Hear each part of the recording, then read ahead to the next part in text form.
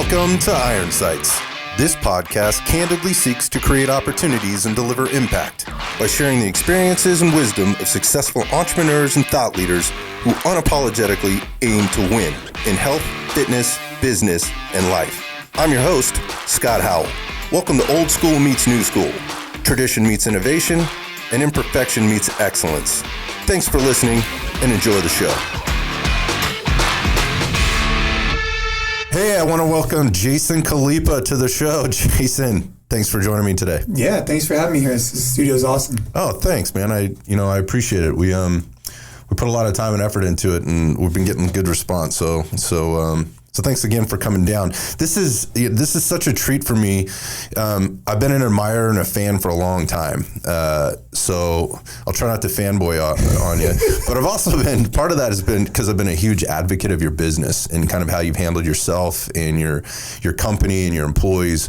I think there's been some cross-pollination over the years between maybe employees and clients, and only ever hear just amazing things about yourself, your staff, the programming.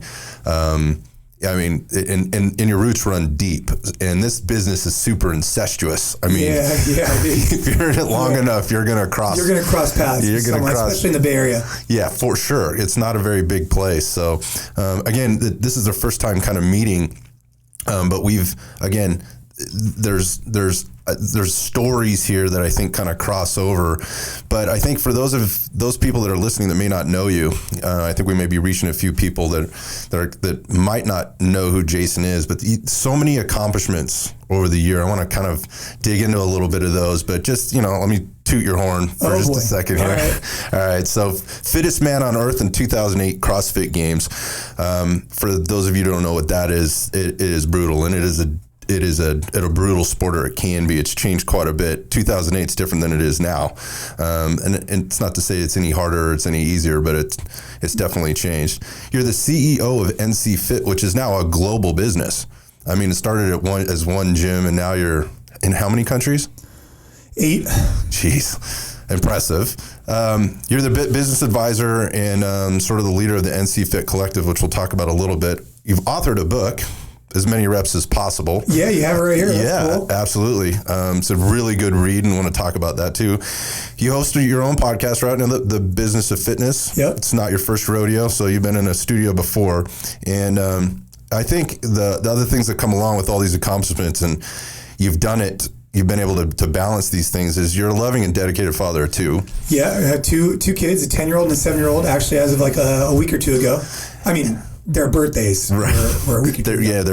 They never get any younger. They just keep growing fast. And of course, you're a husband to your high school sweetheart, Ashley, which is an amazing story in and of itself. Yeah, her and I, we met when we were 15 at Archbishop Mitty right here locally. Yeah, so you're just right down the road. So this is what's weird. Like, we're literally a few miles apart, and this is the first time we're ever, kind of meeting one another, going back to anything. So like I said, I'm so happy to have you here, and I would really love to have you share your journey, because one of the things I think that I love about guys like you, and we're going to unpack some of the story here, is that, they learn about your accomplishments, and they're going to learn more today, I think, but they go, yeah, but Khalipa's a savage. He's one of a kind,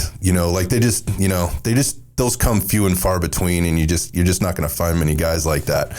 And I want to get into that because you weren't always that guy, were you? No. And I write about that a lot in the book. But no, I wasn't always like the dedicated hard worker.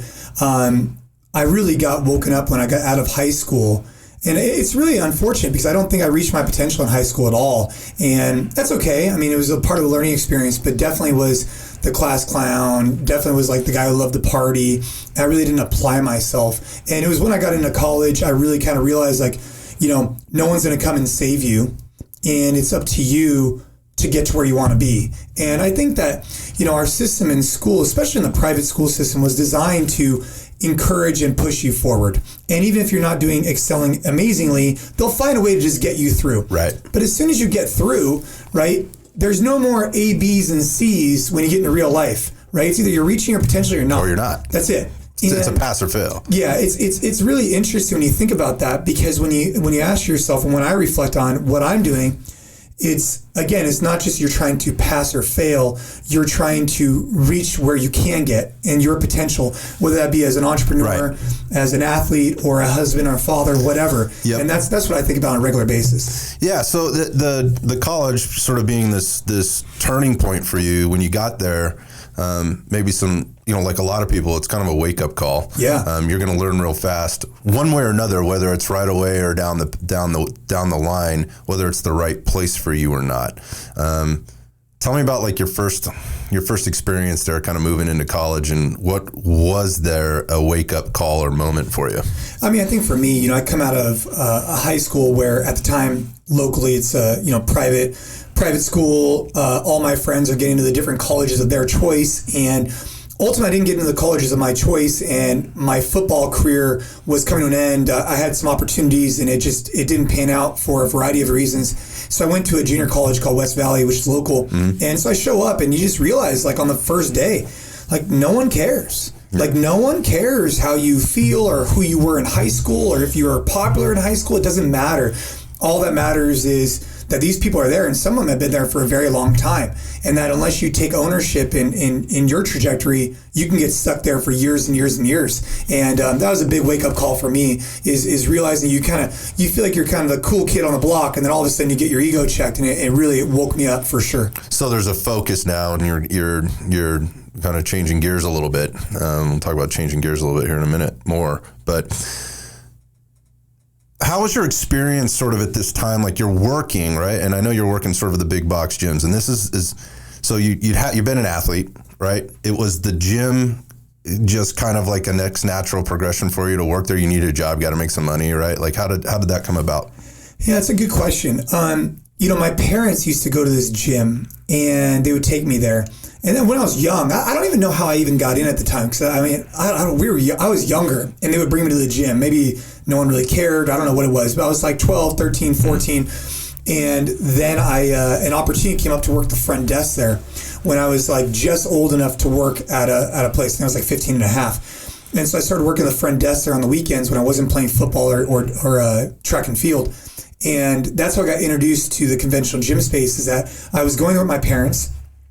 Then I met some people, applied for the front desk job, got it. And so I'd work there on Saturdays or Sundays, and I really fell in love with that's where I really started falling in love with kind of the idea of fitness at a pretty early age. So that's interesting because I think a lot of us, maybe I'm an old salty dog in this business, and that's exactly where I started. You start behind the front desk, and you start to learn the operation, and you start to learn what the gym business really is. A lot of people go, oh, that would be cool. I get to be, kind of on stage in the front of people, wear the uniform, be kind of the hero, and, the person everybody goes to for the answers and whatnot. But the reality of it is at 15 years old or whatever it is, you're learning that is not all it is. No, you're learning about customer service. You're learning about trying to, I think what I learned at an early age there was, you were selling Gatorades. And at that point, my main responsibility was actually giving people keys to their lockers. That was like my big thing. People would come, they would give us their membership card, we would give them back a key. And along with that is, obviously selling merchandise and drinks. But also, you had to have a customer service side where if someone came in, they swiped their card and they had maybe a balance due. Right. How do you handle that? How do you interact with them? And what I was really fortunate about where I worked was called Milpitas Health and Fitness. In Milpitas at the time, the diversity was outrageous, meaning we had different ages, different ethnic backgrounds. And so it allowed me to learn how to talk to people from all different backgrounds. And that's what ultimately sparked, I went from the front desk into sales, and that was a whole different level of kind of learning how to do that. But the front desk laid that framework because you had to interact with a lot of different people, and it was your responsibility to make their day, as far as I was concerned. When they come in and when they leave, those are two amazing opportunities to enhance their experience at the gym. Yeah, and we say that at Red Dot Fitness, like that person standing on the front desk, that's the most important person in the house. Yeah, the first person that greets you. Right, first person, that's either a smile or not, like It's either a good interaction or not, and it sets the tone for either the relationship that's about to begin or the workout that's about to happen or the rest of the day for that person. So it makes a huge difference. Imagine when you go into a different building, right, and you walk in, someone says, hey, hope you're having a great day or whatever. Or when you leave, thanks for coming in, have a good one. like, it's so simple, yet it makes such a big difference. I mean, I cannot tell you how many times I've been into businesses, whether it's furniture stores or whatnot, and you'll walk in and it's like awkwardly silent. It's like, dude, like, at least say hi. I know. I start to see this more and more these days. Like, it's like that's the norm versus how you sort of quote unquote grew up doing it, which is, hey, build a relationship, say hi to this person. I mean, and by the way, if you're moving into sales, or you think you're moving into sales, or you think you're moving into personal training, or you think you're moving into group exercise or whatever, that person is your next client. That person knows your next client. That person knows your next member, and so forth. And it's just those skills just don't get built unless you're in the trenches doing it. And what a great opportunity at such a young age. I mean, because I was in high school, and I'd close up the gym, like on the weekends we'd close pretty early, like let's just say like 7, 8 p.m. or whatever it was. And I'd be able to leave there and go party and do my thing. But you're totally right about the relationships, because I had developed so many relationships for years that when I graduated from high school and I started doing sales when I was in college, I had already had those relationships. So when someone would come in with their friend, they wouldn't go to anybody else. They would come over to me and be like, hey man, this is Bob. He wants to check out the gym. Be like, okay, cool, Bob. Go do your thing and we'll talk on your way out. And but it was because of those personal relationships you make. Yeah, so whether you knew it or not, you were building for the future. So you get into the sales game, now you're probably making a little bit more money, right? Yeah, I was doing pretty well. I was doing pretty well. It's funny, a buddy of mine, man, he was crushing. I remember one time I saw his commission check, and that's what really blew my mind. Because at the time, you're making, I don't know, $15 an hour, whatever it was, at the front desk. And I saw one of his commission checks, and I was like, man, this guy, I was like, how do I do that? And he's like, and then he took me under his wing. He taught me a lot about sales, and I fell in love with the idea of selling, not because I wanted to try and like sell someone, but because every interaction was an opportunity for me to not only get them involved in something I was passionate about, but also to learn more about them, right? And create a deeper relationship. And that's what helped me be successful in sales there. Yeah, and that's, in the business of health and fitness, that's such an important piece, is that drive to want to get to know somebody and want to help them. And it's helpful if you have a drive to also make some money, doing it, right? And if you're good at both, you're good at the sell, right? You're also good at building relationships, but you're also good at truly caring, I'm just going to be honest, and giving a shit and really wanting somebody to be successful. Man, you can not really knock it out of the park. And obviously you've done that, right? In business and in life. And again, you're putting these tools in the toolbox very, very early on, whether you're realizing it or not. Yeah. I mean, looking back on it, those years were instrumental in my ability that when I graduated from college and opened a business on my own, without that background, that experience, I don't think we would have had as good of a start as we did. Because, and to your point, one of the things that was always really challenging at the commercial gym is that I really wanted to see people get results. Mm-hmm. It was very important to me because we were selling a bag of goods. We were selling a service, and the goal of any service is to provide some type of benefit, right?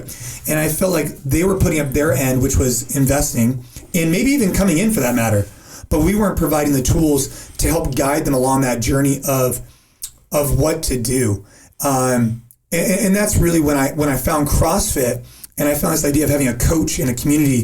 That was the most drawing thing to me, is that, and I still believe this till this day, we hold the keys to the anti-aging cream. We hold the keys to ultimate health. And at our gyms with the appropriate coaching and the appropriate movements done the appropriate way, you could see results so much quicker. I would watch these people for so many years, man, ride the elliptical, walk on the treadmill, and read books. I mean, years I'd see these people.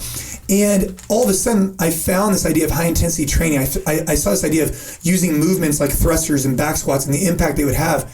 And I just wanted to go tell the whole world about it. Right. So now you got this passion and now you're hooked, right? Now there's this huge world of discovery, right? Like, hey, there's a different way. Like, and I think you just alluded to that. And there's a solid passage in the book there that kind of you walk the reader through what you just talked about having this realization that I'm really just selling kind of this dream, right? This idea, but we're really not backing it up. We're not delivering on our end of the promise, which is to get them in the best shape of their life or help them feel healthier and strengthen their relationship with their husband or their wife or their partner or their kids or whatever else. That's not really what we're doing here, is it? Yeah, and that was tough. That's a tough pill to swallow, even if you were making And actually reflecting back on it, it made me realize like I do have a conscience, and that's like, because I was making great commission checks, but I felt like, again, they were putting up their, and even if they did come in, the problem with it was, if you don't come in, we can't really help you. Right. But they would come in, we just weren't helping them. And that was the problem, because there was no guidance or direction. It'd be like if I really wanted to, I don't know, it'd be like if a chef sold me a bunch of food, but I didn't know how to cook it. I kept going into the kitchen, but I didn't know how to put it together. That's a great analogy, yeah. But then if someone had just shown me, hey, you do this, you do this, you do this, now the onus is on me to do it. But ultimately, you got to do the work. 100%. And is this all this stuff is starting to come together? You got college going on, you got work going on, you got CrossFit going on, which has now introduced you, maybe, or reintroduced you, brought you back to the physical aspect of working out. You've always been working out, right? So it wasn't like you were working out hard in the gym, I'm sure, while you were working there. But now you have this new like kind of purpose. Yeah. Right. The competition is back in it, like where football or track and field might have been. That's gone for a while. You're competing with yourself, maybe chasing the dollar a little bit, right? Chasing men, trying to beat men on the sales board.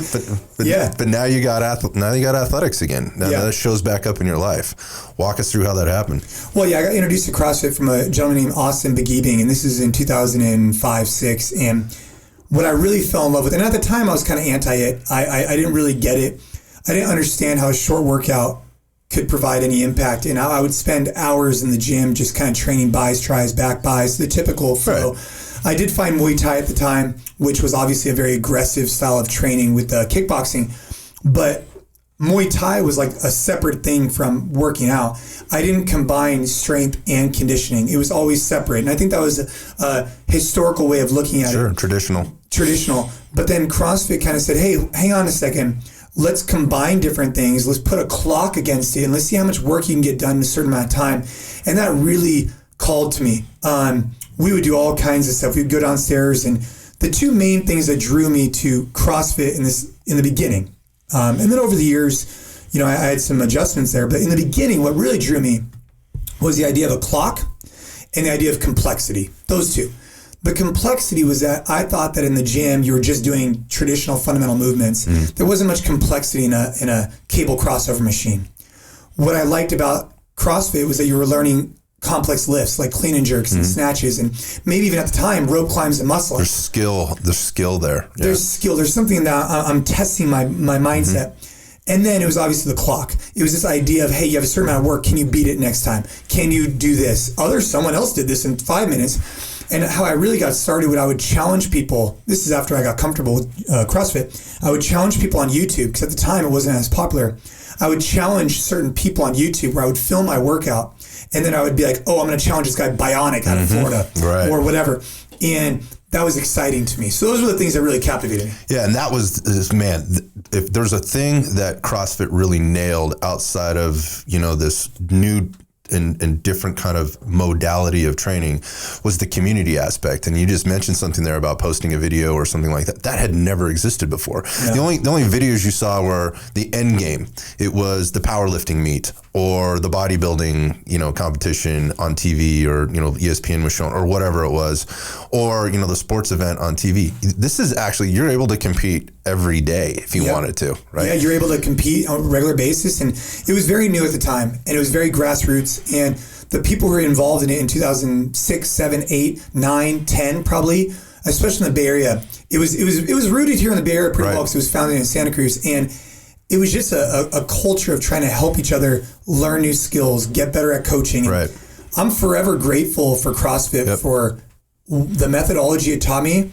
And then after competing for a while, I got pulled on to seminar staff, and I traveled the world for probably the good part of like a couple of years. I would travel the world every weekend teaching a seminar somewhere else in the world.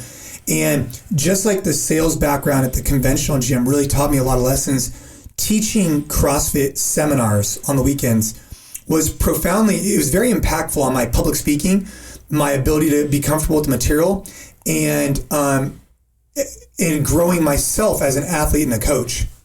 Yeah, and again, what another, like, now you're going leaps and bounds in the education process, right? Outside of, you couldn't have gotten this anywhere else. Like, you're literally thrown into the mix. You're traveling around, you're being thrown in front of people. You're getting to talk about stuff you're passionate about, that you've been successful with, and people are listening, right? And again, so now you're kind of that coach that's on the floor, right? Talking about all the things you really like to be talking about anyways, and you're getting paid to do it.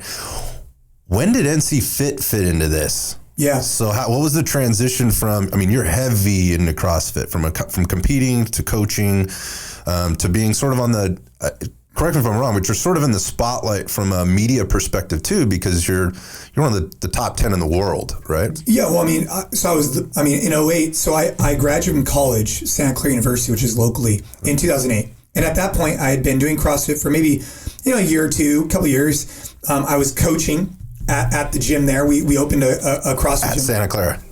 In Milpitas on the Fitness. Gotcha. We opened a small CrossFit gym inside of a racquetball court. And I was coaching there.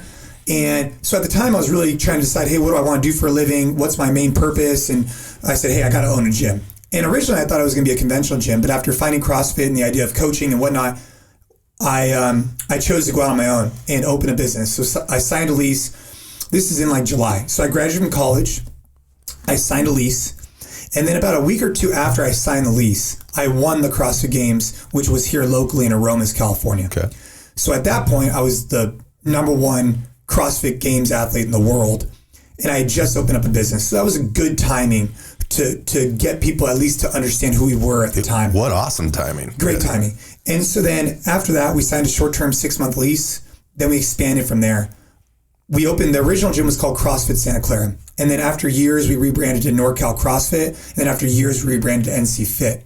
And that's kind of how that flowed. Yeah. So there was this branding thing. You just kind of walked us through the branding thing. And it started with, you got this huge community of people. You've been supported. You've been competing as an athlete. It was there was this culture that was, but then there was this also, Jason had a different, or better, or bigger vision of where he wanted to take things, and it went to NorCal CrossFit and ultimately to NCFit. Did you know what you were doing then, or was it just like, nah, this doesn't feel right, or what? Yeah, I mean, I think when you open up a business, you say, okay, knowing what I know now, there was many things I would do different, but we took the conservative approach. We took a 6-month lease. I said, hey, in the next 6 months, we're either going to go bankrupt or we're going to be so successful, I need to outgrow this space. And fortunately, we were very successful because of a lot of hard work and a lot of time spent. And I could tell stories about that for years. But from there, we expanded to the next location and we grew that one. Then we expanded to the next location, we grew that one. At that point, we had some great team. And I wish I would have hired probably earlier and found good people to surround me with earlier on. I wish I would have learned to delegate better and not hold everything in. I realized the hard way that you can't be good at everything, and you're 100% at something is going to be more, your 60% at everything is never going to be as good as someone else's 100% at whatever they're doing. Yep. So at that point, though, we found some great staff, and so we opened our second location and then our third location. And at that point, we had multiple locations, and it was weird because we would call them CrossFit Santa Clara, CrossFit Mountain View, CrossFit this, and it was like, They don't sound like they're going together. That's right. From a branding perspective, we're like, this is too disjointed. So we rebrand them all to NorCal CrossFit. And at that point, that's when we really started to build a brand. And I was competing still professionally at this time. And I was still teaching seminars for CrossFit. But at some point, we've been really blessed over the business side that each time there's pivotal moments, we've been able to self-fund a lot of stuff because of external opportunities. So I'll give you an example. We opened the business. We had some success. When we were trying to expand to more locations, I was also working for CrossFit at the time. So I would take the revenue from the seminars on the weekends, I would reinvest into the business. So that then I could go ahead and self-fund these new locations, right? And that was a good timing. Then as we started to grow and wanted to open up more locations, we signed a big corporate wellness accounts that really helped catapult us as well.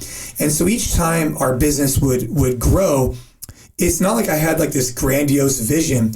It was more so just saying, hey, what opportunities are in front of us? And then, where do we want to go? And just having more brainstorming sessions. Yeah. So it's not like you have this 10-year, 15-year business plan. No. And it's not that you didn't have a plan, right? But the plan was, look, this is our goal in the next 6 months. Let's reevaluate it in 3, right? And then every 3 or 6 months, you're just going, okay, where are we? Where can we take the thing next? And so you're going at it in an organized fashion, but there's also a little bit of, look, we're sort of burning the lifeboats here, and we're going all in. Like we're either, I heard you say, this is either going to be successful or it's going to be a failure. We choose. Yeah. I mean, at some point when you're a business owner, and not everybody should be an entrepreneur, not everybody should be a business owner. I'm a big believer in that. I think there's a lot of amazingly talented people. I believe that everybody on this earth has something they're uniquely good at. I really believe that. Finding is a challenge, but not everybody's uniquely good at entrepreneurship because there is a lot of risk associated with it. And you could be highly successful and not be a business owner. You could be great at whatever you're doing. And taking on risk that's calculated is an appropriate part of business. Absolutely. And something I always ask myself is, hey, we're going to go out there, we're going to take opportunities because I don't want to regret, 10, 20, 30 years from now saying, man, that was a great opportunity, but we were too timid or too afraid to take it. Now, at the same time, we've also expanded too much in different verticals and not had enough focus, and we've also failed in that sense as well. Yeah, and that's not necessarily irresponsibility, right? That's just part of the process, right? We're trying new things, we're doing different things, and not everything's going to work. But fundamentally, we're all moving in the same direction, and we're also take time to step back and go, well, that's not working. We need to readdress it and go maybe a different direction. And I think I talk to a lot of I get emails, phone calls, text messages from business owners, people in the fitness business all the time, or aspiring coaches that are looking, or coaches that are aspire to be gym owners or whatnot, and they ask questions, and they seem to all want it like right now. I mean, I've never actually hired or even interviewed a coach for that matter that doesn't come in and go, I want to do what you're doing someday. I want to have my own business, but they want it like right now. And I think what's the saying, as the saying goes, like, it takes 10 years to become an overnight success. Yeah, tell me about it. Yeah. So they don't understand this process of you have to take risk, you have to do the work, you're going to fall down. And it gets talked about a lot, but it doesn't, unless you've gone through the process, not once, not twice, not 3 times, but rep after rep after rep, you're never really going to understand what that's like. And being anxious to get there can be the enemy of your ultimate result. Yeah, man. The thing about it is like looking back on it. I'm 35. I opened our first business at 22, right? 21, 22. Looking back on it, we're at a new inflection point, and I do believe our business is positioned very well right now to really catapult into something special. Because of the team, because we're all aligned, everybody's moving in the same direction. But it took us a long time to get here. And that's when we look at many businesses that have success that's highlighted, right? Yes, you might have some rare occasions like the Facebooks of the world that only took a couple years, phenomenal idea, brilliant people, boom, took off, right? But for the most part, things take time to develop and grow because as a leadership team and as a team in general, you have to find the right people in the right places at the right time. And it takes a while to learn how to identify that and to foster it. For a while at our organization, we had tremendous amounts of growth. And I didn't, we talk a lot about, hire slow, fire fast. It's a lot easier to talk about these fundamentals than actually put them into action.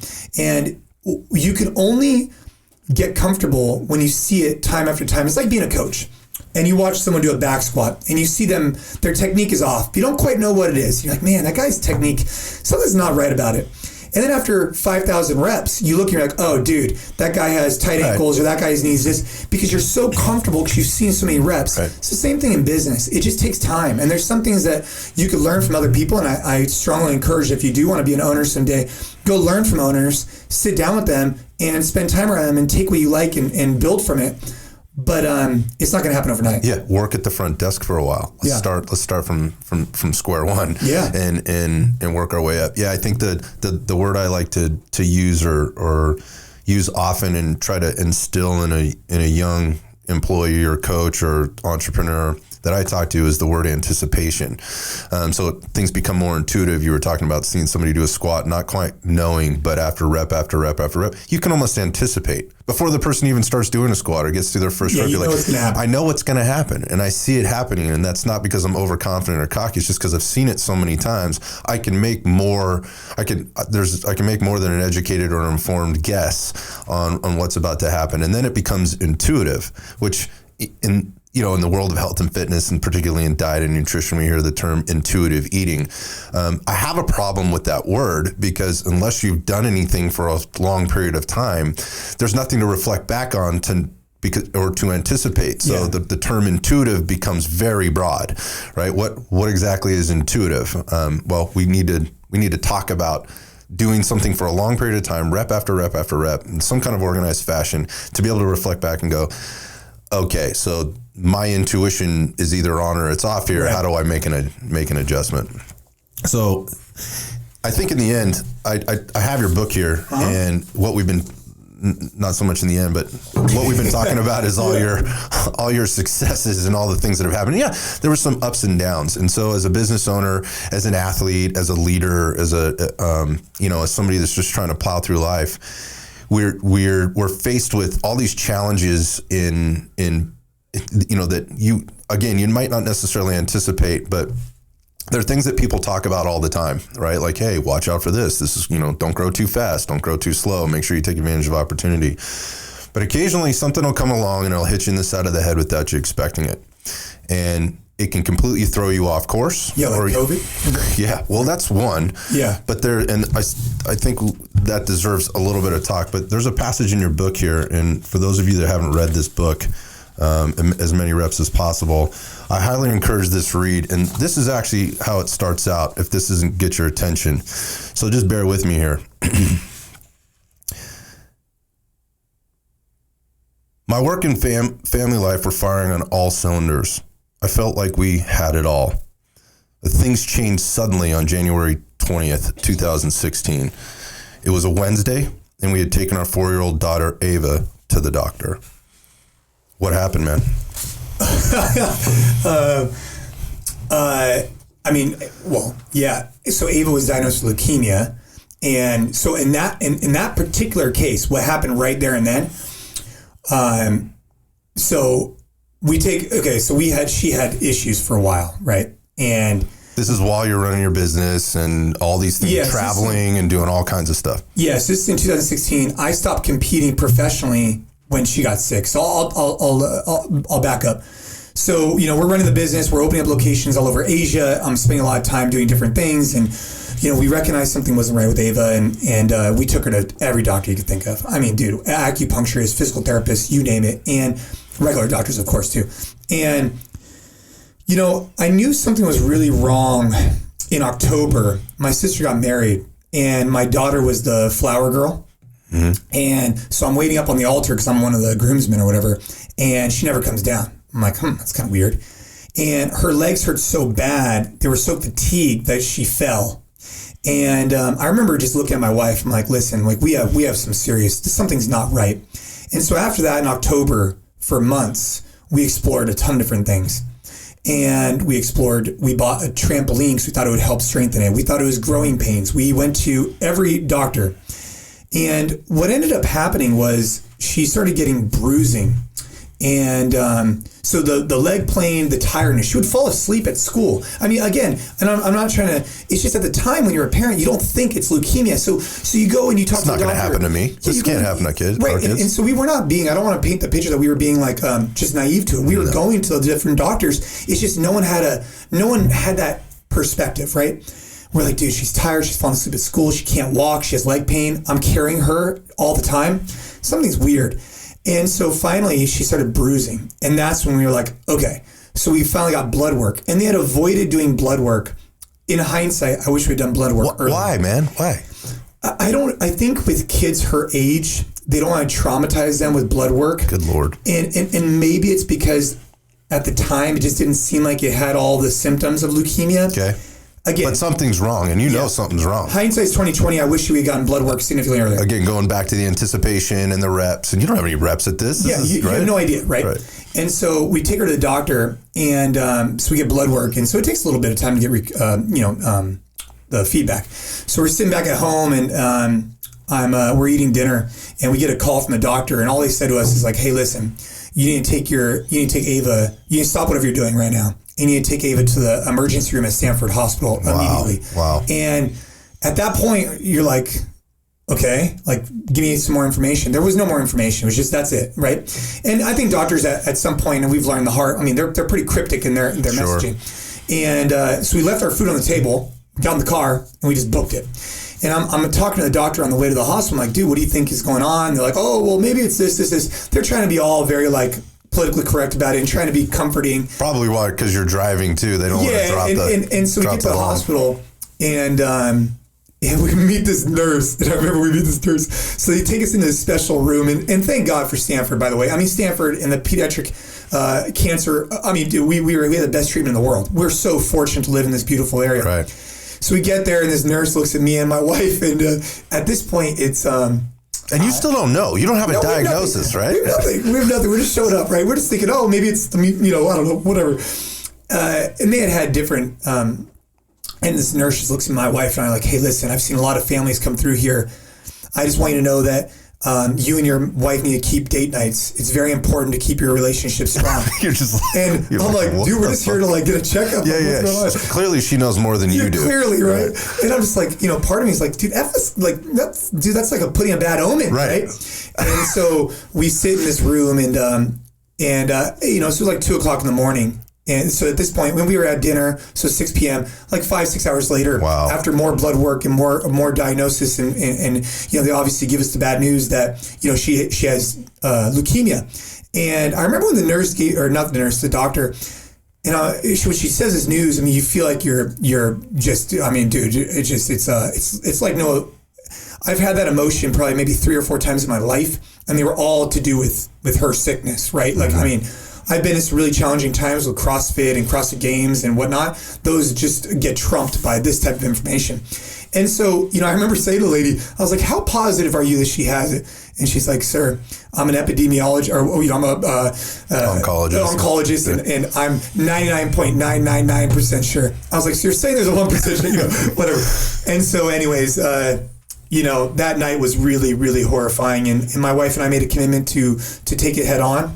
And we did. And it was 3 years of treatment.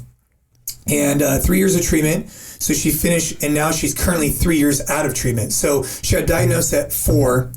She was in treatment for 3 years, and then she's been out of treatment for 3. So we have 2 more years until she's considered cured. But we learned a ton through that experience. I'm sure. And I think that's the next question is how did that change life and business for you, for your family, and how did it work into developing what we now know as the AMRAP mentality? Well, I think, what it did is I was so fortunate at the time. We had a great team at NCFit. And the night that she was diagnosed, I sent an email. I actually put it in the book. And the email was just very simple. Like, hey, look, effective immediately, Ava's been diagnosed with leukemia. Effective immediately, Matt, who's still with us, he's the president of our company, you're in charge. Basically, I don't know if this will be for a day, a month, a year, but until further notice, you're in charge. These 5 items, I don't want to do this, I do want to do this, I do want to do this, go take care of business, and we'll talk. But I remember writing the email, like, if it doesn't pertain to my daughter's health and wellness, it's not a priority for me right now. And fortunately, at the time, we had such a great team that the business continued on. And that's an example of why it's so important to fight for in your life as many reps as possible in everything you're doing. So whether it's in your workout, my family and I had built these hedges, financial hedges, emotional hedges, business hedges, because we were present and focused on these different things. And I'm forever grateful for that hard work we put in for so many years. Then when we did get that diagnosis, it was like putting money in the piggy bank, right? And because we had developed this business to a certain level, we were able to kind of walk away for a little bit. But had I not embraced this AMRAP mentality, this being present and focused in different areas, having strong relationships, developing these things, I don't know what would have happened. And so the recommendation from the book is, hey, go out there and do the best you can each facet of your life. because you never know when life's going to come and kick you in the nuts, and this is going to help prepare you for it. Yeah, and so what an important lesson. Again, you alluded to COVID earlier, and we'll kind of get into that. Yeah, COVID's a great example. That's a great example. But maybe we could just kind of pause for a second, and can you define this, this AMRAP mentality? What is it? Because for those of some people may be familiar with the term AMRAP and how it relates to workouts and fitness and whatever. Maybe you can just walk us through. Yeah, I mean, the AMRAP mentality is a basic. It's a mindset, and the mindset is identify what you want to focus on. Maybe that's right here, right? Work hard at this particular thing, then switch gears to your next thing, and that's what AMRAP is, meaning as many reps as possible. So right now, you and I are having a conversation. I haven't checked my phone once. I haven't done anything else. I'm just sitting here having a great conversation. And that's the whole concept, is that once we're done here, I'm going to switch gears. I'm no longer going to think about this conversation. Right. I'm going to go move on to you got something else to do. Mm-hmm. And for many years, I would be 1 foot in, 1 foot out. So I'd be here doing a podcast with you, and maybe I'd be on the elliptical or whatever. I wouldn't be on the elliptical, but the assault bike. And now I'm half training, half with you. And I would always question myself, hey, did I put in my best effort there? Did I really get the most out of that conversation? And that's when the AMRAP mentality really started to take focus, is that I recognized the value of the mindset when Ava got sick, but I had put that into action years before, because I knew that if I didn't compartmentalize my day, I wouldn't have the family that I have now, because I was too disjointed. I'd be on walks with my kids, but thinking about the business. I'd be at dinner with my wife, but thinking about walking on my hands. So easy to do. It's so easy. I wasn't being present and focused, and that's something that's really made an impact on my life. Yeah, just the intention, right? Yeah, the intention and how much more value and how much more enrichment you get when you do focus and you are all in. Yeah, think about workouts, right? Imagine those times when you're just all in on the workout. Your phone rings, you don't answer. You're just going for it. You're going hard for 10, 15, 20 minutes. And then after that, go focus on business. Yeah, you can move on. Right. And so that mindset really helped us to prepare ourselves the best we could for when Ava was diagnosed. And that's why I wanted to share that message with people. Yeah. And, I don't wish the pediatric cancer on anybody, ever. But similar to COVID, I don't wish that on anybody either. But on both of them, if you could view it through a lens of positivity, there you go. which is challenging to do, right? But if you view it through a lens of what came out of this that we could learn from, there was definitely lessons learned. Now, again, I want to caveat that by saying, had her diagnosis been fatal or COVID, I probably would not have that same mindset, right? And so I think that there's people that were going to have... It's very difficult to have a positive mindset when that outcome comes around. That's very honest. I just want to caveat that by saying it's easy for me to say that, but I've also been in the trenches with some very difficult moments, and I'm still saying that. Yeah, and I think that gives it credibility right there. It's not, and so that's actually what I wanted to ask you next was, and you do talk about this in the book and what actually inspired the writing of the book, which I think you just kind of segued perfectly into, and it wasn't your daughter getting cancer that maybe inspired the book. You had been developing this mentality over a long time. It just helped you maybe define it and start to articulate it to where it ultimately went between, covers, right, or the cover of the book. But what was it that inspired the book? I mean, what inspired the book, a lot of it was, all my travels and reading books that didn't align with what I found in personal experience, right? Whereas, books are cool. Yeah. But the challenge I was running into was I would look for inspiration from different books or different mentalities, and a lot of them, again, just didn't align with my personal experiences, and I wanted to just share my mindset on that. Then when Ava got sick, because I'd already started writing the book before Ava got sick, I'd already kind of put it in motion. And then when Ava got sick, it really just kind of was like, dude, you know what? We are as well. I remember sitting there, this is months after she was diagnosed, and just saying, hey, look, if someone had to get it, like if someone has to get it, it's going to be our family, because we have a network that we're going to be able to drive back and grow awareness for this. We have these different things in place, and anyways, I just felt like I was compelled to write a book to share that mindset, and not to mention donate a lot of the proceeds and build awareness for pediatric cancer and all that kind of stuff. Yeah, it goes deeper than just writing the book, right? I mean, there was purpose for doing that. There was sharing, there was donations, there was, a bigger purpose than just getting something off your chest. Yeah. But I think the interesting thing that I kind of took away from that was look, I've read a lot of books. I've read a ton of leadership books. I've read a lot of business books. I've been gifted tons of books by very gifted people. Said, hey, you should read this book. And I love them. I think they're all great. They're all great reads. But at the end of the day, it kind of goes back to none of them really. If you just go at it with, well, I've read this book, now I can be successful. Right. The reality of that is you haven't done any work yet. You haven't actually done anything yet. Yeah. And as this place that we're in, an interesting thing. So it started as a book, and we're going back a few years when the book was being written.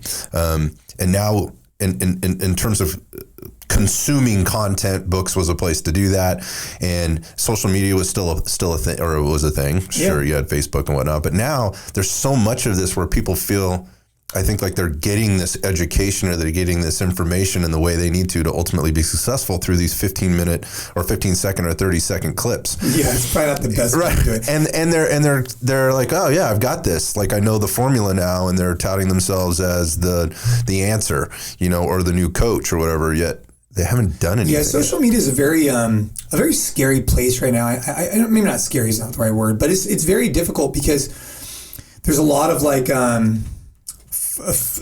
lot of people who could put on a great front, but when you actually pull back the layers, what is their experience and what value can they add for you?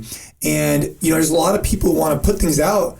And it's Instagram. You want to have something that's visually appealing. You want to have something that's a likable content. But I really feel like we need to continue to educate people, and longer formats can be a great way to do that, just like this or YouTube content. Because over time, 10-second clips or 50. The reason why I don't use Twitter anymore is because I don't like creating a one-sentence phrase just to try and create some type of controversy. Or value, right. There needs to be more longer format, because life is not that simple. It's not just a simple click. And what I've learned over the years is just things take time, and if you do read a book and you get inspiration, that's great. That's what it should be. And then go and take little pieces of it and go place it into action. I read this book, Chop Wood, Carry Water. It's just about little stories, and it just opened my mind to just want to go out there and be a better, more hardworking person. And with this book, whether you listen, audio book, is just really about this concept of just trying to prioritize what you want to do for the day, segment out different times, and go out there and do that. It's an actionable takeaway that you can impart into your life. And I think that's the key from the book. Yeah, and there are actionable takeaways there. And one of the parts about the book, for those of you that haven't gotten into it yet, is there's application in there. Jason's put exercises in there for you to do to kind of check in. So, which is what any great coach would do. Like, now you've read it, we've told you, I've shared an experience with you, or I've shared an example. Now you reflect, sit down, sit with this, and do a little work. Yeah, I mean, like one of the ones we talk about in there, and like, this is not, by the way, this had nothing to do with like pitching this book, right? But the one I'll share, which I think is really valuable for anybody, is take something that's really stressing you out. And then this is what my mindset coach did years ago with me, is I would get so anxious before these CrossFit Games competitions, and I would get so nervous. And I remember you just had me just put 2 circles on a piece of paper and just said, hey man, let's just say you put on the top of it, I'm stressed out about a test I have. I know this coach. I know this coach well. Oh, you know Adam? Oh, of course. Yeah. He's amazing. He's amazing. And I just remember he said it to me. He goes, look, man, just take whatever's stressing you out, put the things that are in your control on the right and the things that are out of your control on the left, and just list them. And I started doing that with the CrossFit Games competitions, right? Like listing, hey, I could warm up, my preparation, my shoes are tied, my uniform, my whatever. And on this side, it's, what is my competitor doing? What are the workouts going to be? And once I started shifting my mindset towards the things that I could actually make an impact on, boy, did it have a profound impact on my relaxation, right? Because you could actually do something about it. And I impart that same mindset not only on sport, which was obviously important, but also in real life. When Ava got sick, I remember the first thing I did, maybe not the first thing, but after a couple of days, I just sat down and I said, okay, like, take a deep breath. Like, you're just drinking, the information is overload. I said, what are the things that I could do right now to make a positive impact on my daughter's health? Mm-hmm. Whatever they are, I'm going to write them down. Right. And anything outside of that, I'm just not going to worry about it, because I'm not, I'm not a doctor, but I could research a lot of things. I could make her comfortable. I could do this. I could do that. And that in itself was a very positive thing for me. These lessons are so applicable through all. It transcends everything. I mean, it transcends your work. You're a student, right? Whether you're in school, whether you're it's at your job, whether you run a business, whether you're an employee at a business, whether you're a parent who's having a tough time with their kid, right? Or a kid who's having a tough time with their parent, or in your relationship, whatever. It still really is about what you can control, and it is about mindset, and it's about the power of positivity. And people talk about it all the time, but you just need to kind of take a step back and just put it in action. And that's the point, right? Stop talking and start doing, and then look at the body of that work over time, and then that's giving you the reps to look back on and then anticipate and you get better and better about it over time, right? Sure. So in the beginning, it's going to be challenging, and that's okay, right? But after more and more reps, you get more and more comfortable, and you start trying to find a way to reflect more on the positive and things that you do have a opportunity to create an outcome of, and but it starts with just being aware of it. I think that's the secret. Right? Something that's really creating anxiety for you, whatever that is. If it's your business and it's creating a ton of anxiety, well, narrow down what in particular is really causing you peel back those layers. Is it because maybe you're worried that you're a sole proprietor and if someone gets hurt? Okay, well, what's in my control? Maybe go create a C Corp, set an umbrella policy, and that could solve that problem, as an example. Great example. It's a random one, but yeah. But it's a great example for somebody that's looking like, well, I think I can do this on my own. I want to do this on my own, but oh my God, I have assets, I have things, I have liability all of a sudden that I don't want to. There you go. Right? I have a family, I have a house. Yeah. If somebody gets hurt, they could take my house. Right. That's a legit concern. But if you sit there and worry about it, and that's the thing that's stopping you from moving to the next level, well, you're good. Yeah, for the most part, there's always, for the most part, from what I found, there's oftentimes a solution to things that are causing you a lot of stress, with the exception of most of the time health. So I mean, with money and time, most things can get overcome, right? Most things. But health becomes something that, you can't, that's why everybody needs to keep working out. Yeah, it's crazy. Especially, I mean, we're sort of getting to this COVID thing now and all the things that have happened in this last year. Man, what a crazy time. I think, that's probably an understatement particularly for gym owners, particularly here in the state of California. Yeah. For gym goers, exercise enthusiasts, athletes, or anybody that's concerned about their personal health and well-being. I mean, I think we just got a big wake-up call as a society, this globally, right? And I think a lot of people are still going through that wake-up call. They haven't come out the other side yet, and they haven't made a decision on how am I going to do things differently, because I don't want to be in that position of where I'm paralyzed by fear. I mean, we still got people that won't come out of their house. Yeah. It's mind-boggling. Yeah, I think people are learning a lot. One is how much news can impart fear on you. I thought one of the memes I thought was really interesting was the Amish. They had an Amish community, and they said, "Oh, why aren't you wearing a mask? Why don't you look fearful?" And it's oh, well, we don't have the news. And I do think the news was sharing information and whatnot. But I think that the challenging part that we're in right now. And by the way, I believe COVID is a real thing. I'm not saying I don't want to give them part that I'm not. Yeah, I gotcha. I think one of the challenges with the news cycle right now is that it's benefited for the person that creates the most controversy the quickest way possible. Mm-hmm. And so telling a story that, hey, I don't know, one in whatever people are seeing these negative, but the headline needs to be, everyone's dying. And the challenge is when the headlines are in the speed of information without tracking who it's coming from and what's going on. I don't think that the population has kept up yet with the speed of information that is coming from sources because of the internet. Right. And there needs to be some kind of checks and balances there, because it's really unfortunate how fearful it can make people and how they could believe even some fake information, right, in particular. For sure. And then the lack of awareness on this idea of let's really look at the nuts and bolts here. We should be exercising and eating appropriately and getting outside more. And that's not a sexy thing to say. Nope. It's not sizzly. It's not a headline. It's not a headline. Nobody wants to hear that I have to do work. No one wants to hear that. And that's really unfortunate. And I think that there are people, though, that are through COVID have came to the realization that The media does impart that has some type of impact on your mindset, including me. One way or another, no matter who you are. Doesn't matter, right? And the other thing is that as a business owner, for me at least, it's forever changed my mindset of the fact that the government has now made it okay. This is not the government, the health officials have made it okay for them to come in and shut down your business. Yeah, that's it. Right, wrong, or indifferent, I'm just sharing a fact. Yep. That in itself, from a business owner perspective, is very scary.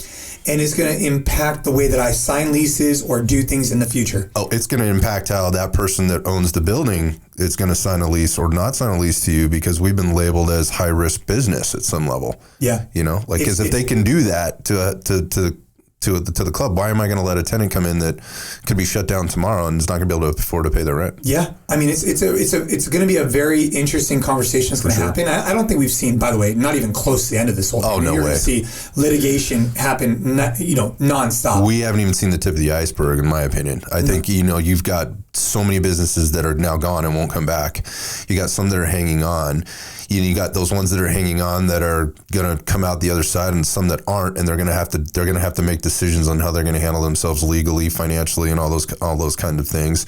And a lot of that litigation, like with most litigation, it'll be years down the line, and so it'll get kind of covered up, or it'll disappear for a while, and then it'll come back. And just how much publicity will it get, and how much will it matter at that time, based on what you're kind of just saying? Like, that's old news. Like, we're just moving through. But what we're really talking about is, we're talking about people's health. We're talking about their livelihood. We're talking about constitutional rights. We're talking about their finances. We're talking about all kinds of things, and it likely will get easily lost. I think there's another piece to this too, and for those businesses that were impacted by this, ours is a good example, and you did come out the other side, and now you're looking at it and you're going, hey, look, I got a pretty good model here, and I want to expand, and I think I might be able to do some things. Now you go to a lender, right, and you go, hey, I just need a little money to maybe make this expansion happen. And they look at you and they go, well, you're leveraged to the gills already with things like PPPs and EIDLs and things like that. And by the way, your lease is not real stable, because you could be, because nobody wants to do business with you. I don't know if these lenders are going to touch businesses or not. I mean, it's going to be a double-edged sword. I think there's a lot of pros and a lot of cons, right? So the pro is, if you've gotten through this far in COVID, yep. I believe you're going to continue to see a large influx of people coming into your gym. I do. Yep. And I think that regulations are starting to kind of slow down, like in terms of like mask wearing and all that kind of stuff, which I do think will help drive more people into the gym. Absolutely. I think public perception is getting better, all those things. And I think more and more people are going to come into the gym. If you were one of the few that lasted, I think you're going to see some great success for the next couple of years. And you're going to have the problems that you're referring to. And it's going to be really interesting to see what happens with the court cases. I'm really curious to see what happens like big box gyms and the court cases that go with those, because they're going to set a precedent for other things where, hey, if you're, is it force majeure? Is it because you were forced to not run your business? Are you responsible for the rent? Obviously, landlord's going to say, yes, you are. Of course. Tenant's going to say, no, you're not. And the courts are going to have to decide, and I'm really curious what happens. And those cases are just going to start getting... Yeah, and by the way, I want my landlords to get paid, right? I absolutely want them to get paid. But at the same time, like, there's got to be a give and take here. Who's going to have to eat some of this? Yeah, we're going to see what happens. Yeah, we are. And going back to the media and, what you were mentioning there about getting force fed, you're kind of drinking from a fire hose, this information that's coming in, and, some of it's maybe been... let's just say slided one direction versus another, and everybody's kind of trying to make sense of it all. In the end, I think there's a lot of people in this industry that have kind of been sitting back going, come on, let's just sit back a second and let's kind of let things play themselves out. Hey, we want everybody to be safe. And from a business perspective or an owner's perspective, I don't want to put anybody at risk. Right. So I mean, that's poor business. Doesn't do any good. And again, coming from a business owner's perspective, where I invested in my members' health, right? I want to be part of the solution, not part of the problem, right? I think there'll be a little bit of "I told you so" coming out the other end, oh yeah, and that'll be interesting as well. And they're going to do a deep analysis on everything. Who takes the heat?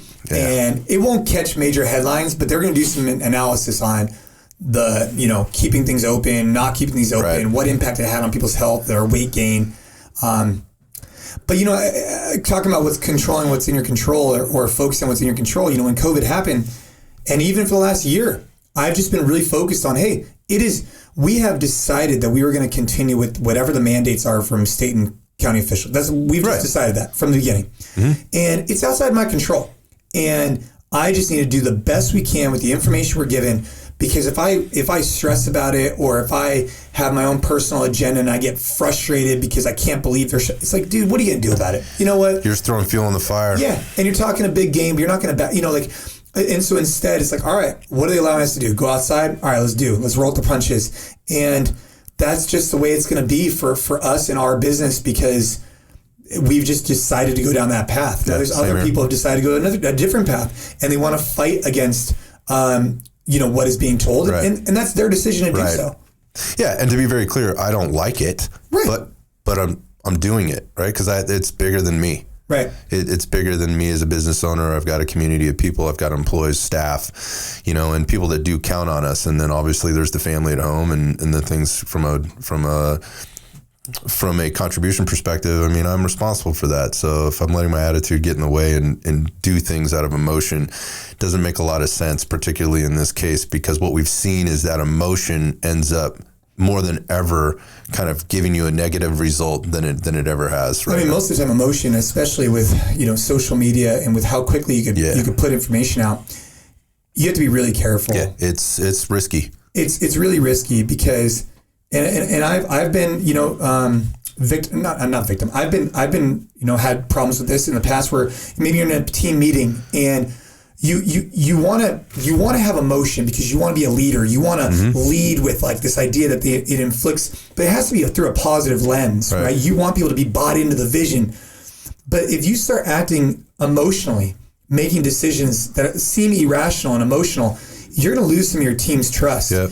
And that's a total segue. But the point I'm trying to make is that I've learned the hard way that it's important to have emotion as a leader to show your conviction for where you want to go. But you have to be really careful not to be reactive in your emotion. Right.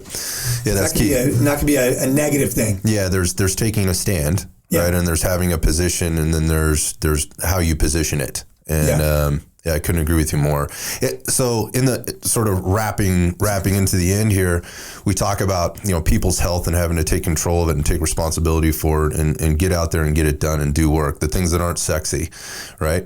Are there, and then even for the business owner right now who's, a little pissed off still and maybe a little unfocused, has some misdirected energy or whatnot, are there any hacks to getting back to, to getting through all this stuff? I mean, is there anything you've discovered in your time where, you're like, well, there's this little trick that I have and that kind of usually can help you bypass, these little things or get through these kind of things? With the business particularly? Yeah, the business or just with health and fitness in general. Again, and I'm thinking about whoever's listening out there that may be a business owner who is trying to come out the other side right now and trying to get there fast, right? Yeah, I mean, I at the highest level, the highest level you could possibly think of is when you wake up in the morning or before you go to bed, right? Just do a quick micro self-reflection. Say, hey man, how am I doing as an entrepreneur and these other priorities in my life, right? Whether they're family, business, fitness, whatever they are, just do a quick little check-in.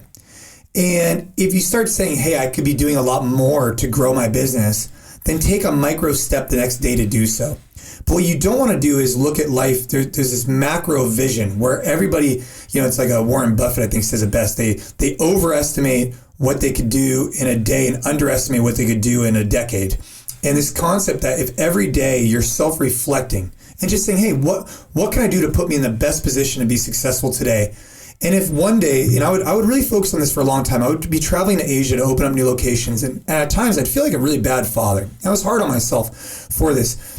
And when I came back, I would always try and right my wrongs by spending more time, be more present. And what that was it was because at night when I was doing my daily quick reflection, I mean, we're talking a minute, I would say, hey, today I did really good as a business because here I am, growing the business. Right. I did okay as a husband because I sent my wife a love letter. Yeah, whatever. You sent the message. Right. But as a father, I have room for improvement. Let me go fix that when I get home in a couple days or whatever. This way, what the goal is that you don't look back 6 months, a year, 2 years down the line and reflect and say, damn, dude, I was not reaching our potential as a business owner. Right now, more than ever, because of COVID, it's a great time to reflect, say, hey, what can I do? Don't take ownership in these things. Say, what can I do to improve these different areas every day, and just make micro steps towards that.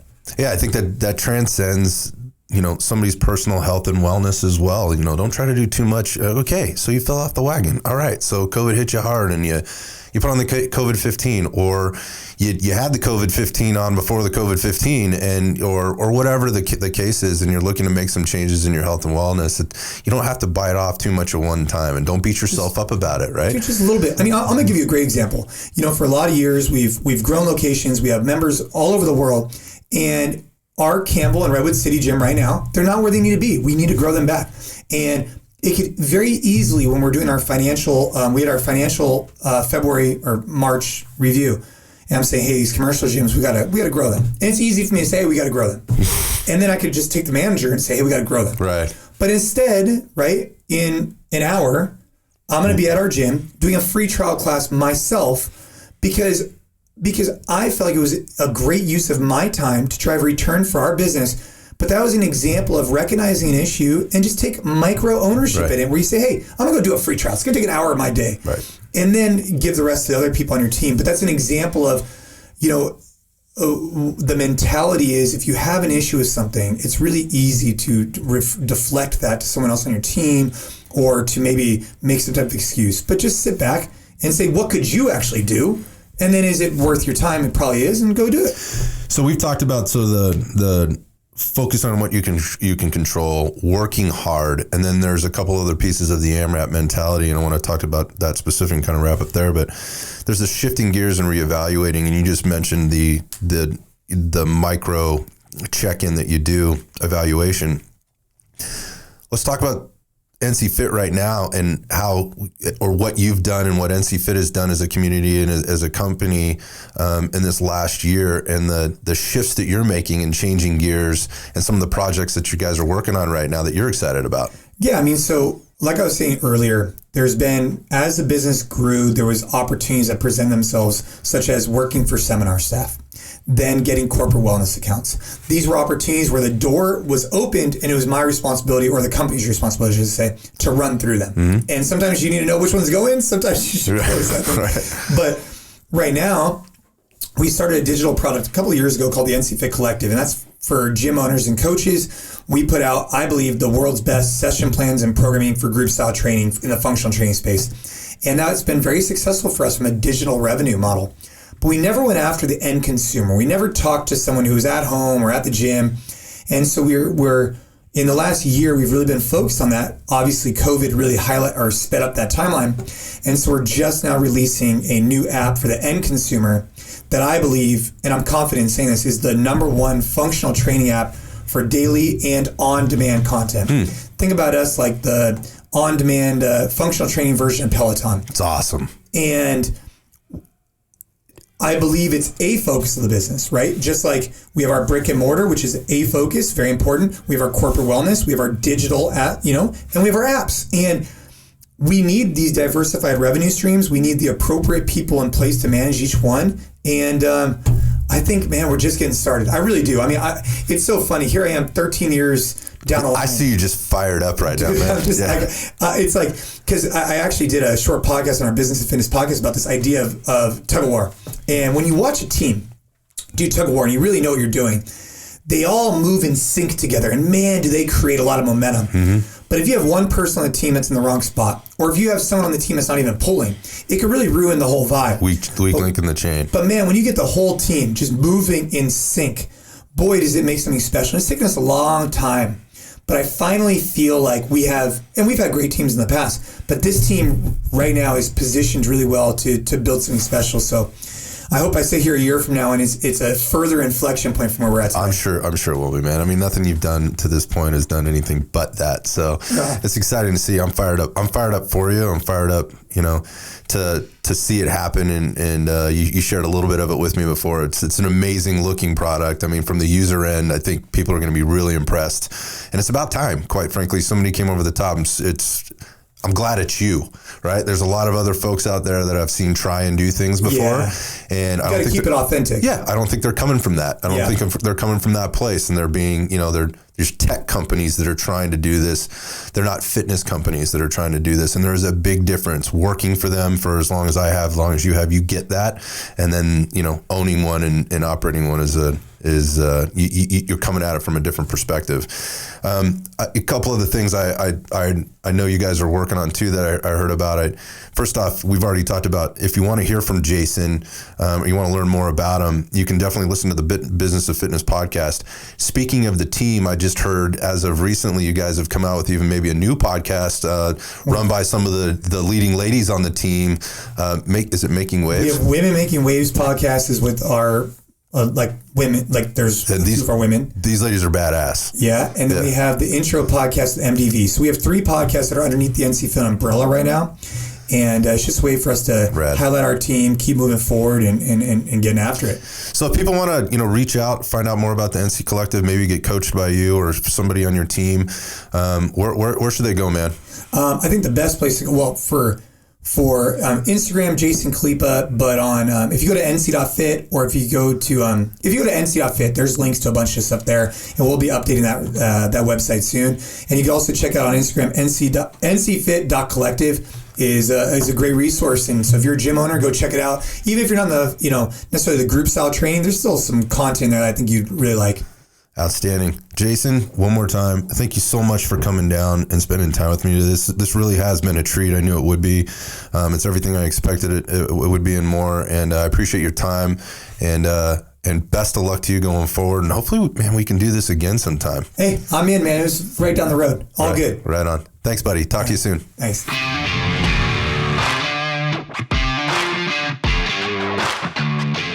Thank you for tuning in to this episode of Iron Sights. If you enjoyed our conversation, you can support our mission by hitting the subscribe button, leaving a review, and sharing the podcast with a friend. I'll see you on the next episode.